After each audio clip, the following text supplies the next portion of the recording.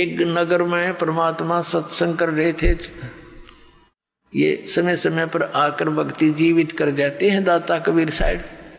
उसी नगर में मुल्कदास के गांव में 5-4 सेवक थे, गरीब गरीब व्यक्ति, और परमात्मा उनके घरों में रुके हुए थे, सत्संग करते थे। भगत कहते थे जी कल हमारे भोजन करना।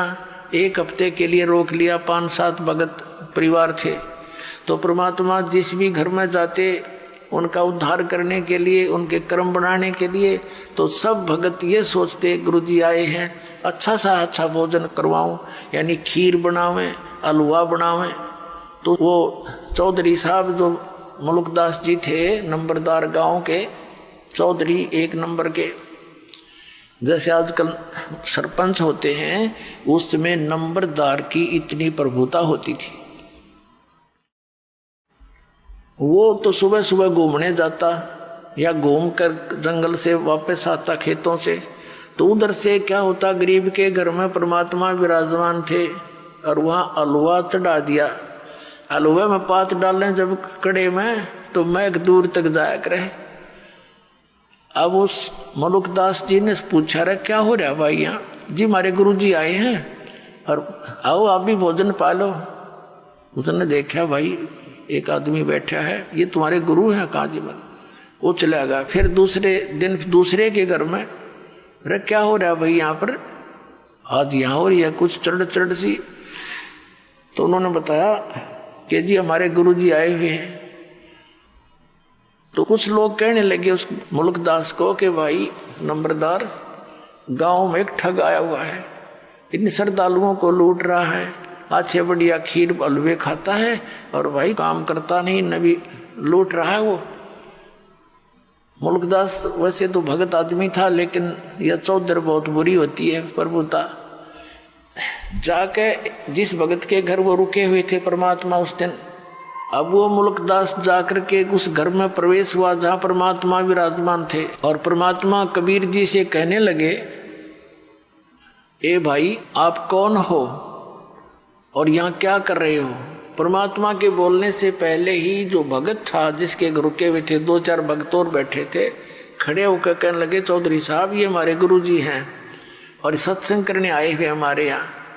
तो कहने लगे, भाई तू करके क्यों नहीं खाता है? अच्छा हट्टा कट्टा दिखे, तू दुनिया को मूर्ख बना रहा है, अब ना करके खाया कर। तो परमात्मा कहने लगे, भाई मुझे तो बिना करे मिल जाए, चौधरी साहब मुझे तो बगैर काम किए ही दे रहा है भगवान। तो मुल्कदास कहने लगा, तेरे को बिना करे दे रहा है, मुझे क्यों नहीं देता भगवान? कि आपको भी दे देगा यदि आपको विश्वास होगा और उन क्रियाओं को करोगे जिससे भगवान बिन मांगे भी देता है। तो वो कहने लगा, क्या तेरा भगवान मुझे आज रोटी दे देगा? हाँ जी दे देगा, क्यों नहीं, विश्वास करो।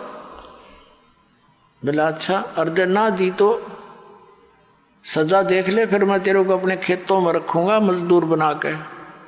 और परमात्मा बोले, जब भगवान ने तेरे को आज रोटी दे दी तो क्या करेगा? कि मैं तेरा चेला बन जाऊंगा। परमात्मा बोले, भाई ठीक है, पर याद रखिए इस बात ने, पक्का हूं भाई वचन का मैं। मुल्कदास जी बोले, मुल्कदास जी का खेत थे पूर्व में, उसका अपना खेत था पूर्व में, और चला गया पश्चिम में दूसरे गांव की सीमा में। वहां एक पेड़ के ऊपर बैठ गया जाकर, अब देखूंगा यहाँ मैंने कौन खाना खिला देगा।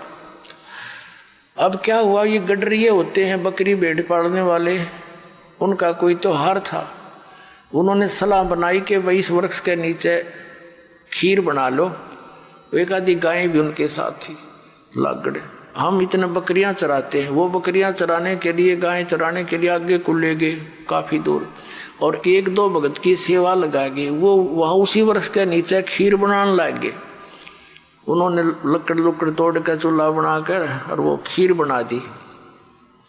खीर बन चुकी थी, इतने में क्या देखा उन्होंने कि कुछ घोड़ों पर व्यक्ति आ रहे हैं, दूर से धूल उठ रही है, तेजी से दौड़े आ रहे हैं। उनको पता होता था जंगली लोगों को कि इस तरह की जब कोई आता है वो डाकू होते हैं। वो भाज के डर के बनी बनाई खीर छोड़कर वो वहां भाग गया अपने मित्रों के पास जहाँ उनके दूसरे बकरियों वाले थे। तो उधर से वो घोड़े वाले आकर बड़ा बढ़िया वृक्ष था उसके नीचे खड़े हुए, रुक जाओ थोड़ी देर। यहाँ एक कहने लगा रही इसमें क्या बना रहा है, ये क्या है देखियो। उनका सरदार बोला, एक डाकू नीचे उतरा जी इसमें तो खीर है। वो समझ गए डरता भाग गया होगा कोई तुम्हारे को देखकर, और खीर बना रखी। तो भाई और कहने लगे दूसरे डाकू के, उस्ताद भूख लाग रही है, ला खा इसने। एक उनमें समझदार साहब बोला, अरे भाई कदे कोई जहर मिला गया हो, कोई साजिश हो, किसी ने खिला के देख लो। उन्हीं में से एक बोला, भाई वो कहाँ गया होगा, यहीं की तो छुप रहा होगा, तो ढूंढ लो उनने और उसी को खिलाएंगे। अब वो देखा इधर उधर बोझड़े आसपास के झाड़ों झूड़ों में, एक ने ऊपर देखा, अगर वो बैठा, उन्होंने सोचा डरता चढ़ गया ऊपर ही हो। तो उन्होंने कहा, भाई नीचे आ जा, कौन है तू? वो कहने लगा, ना मैं नहीं आऊँ नीचे। उसने नहीं ना बेरा था डाकू है, उन्होंने सोचा कोरा चलते होंगे। उनका शक हो गया कि भाई ये गड़बड़ है कुछ ना कुछ, नीचे क्यों नहीं आता, नीचे आओ एक तरह मारे गोली। जब उन गोली दिखी, जब शट दे ही नीचे मारेंगे तो भाई 1 मिनट में नीचे बैठ के बोलो जी ये खीर खा। उसने एक गाल के थोड़ा सा ऊपर तो ढक्कन सा था, उसमें खीर गाल दी, खा इसने। बोला कति नहीं खाऊं। अब वो उसकी प्रतिज्ञा टूटे, नू नाटे। उनका पक्का शक हो गया कि बदमाश कुछ ना कुछ गड़बड़ कर रहा है इसमें। तो 2 मारे जूत और लात मारी, खा बैठ के। अब उसने सोचा ये गढ़ेंगे और गड़ा पीटेंगे। उसने वह खा ली और खा के एक मारी लात, 1 घंटा बैठाए रखा, अब मरेगा तो मर लेगा।